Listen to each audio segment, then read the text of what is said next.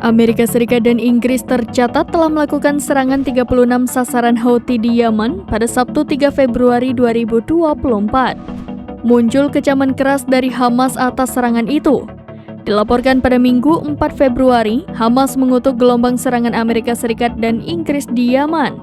Dikutip dari Al Arabiya, mereka memperingatkan bahwa serangan tersebut akan membawa kekacauan lebih lanjut di Timur Tengah.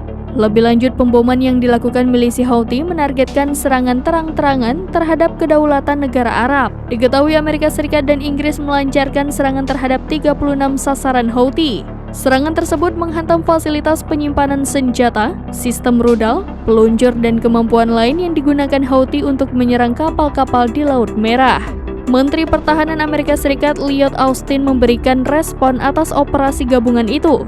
Ia menegaskan serangan itu merupakan pesan kepada Houthi bahwa militan itu akan menanggung konsekuensi lebih lanjut.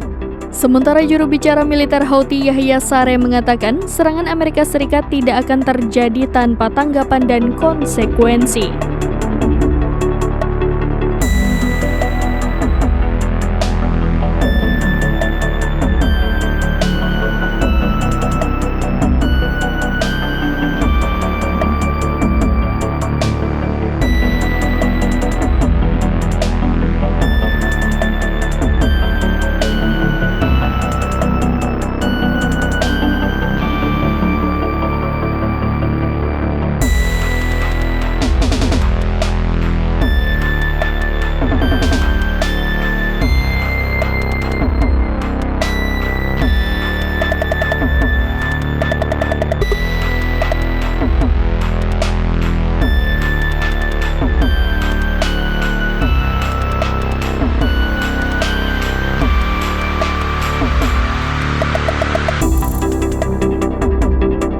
Download Tribun X sekarang, menghadirkan lokal menjadi Indonesia.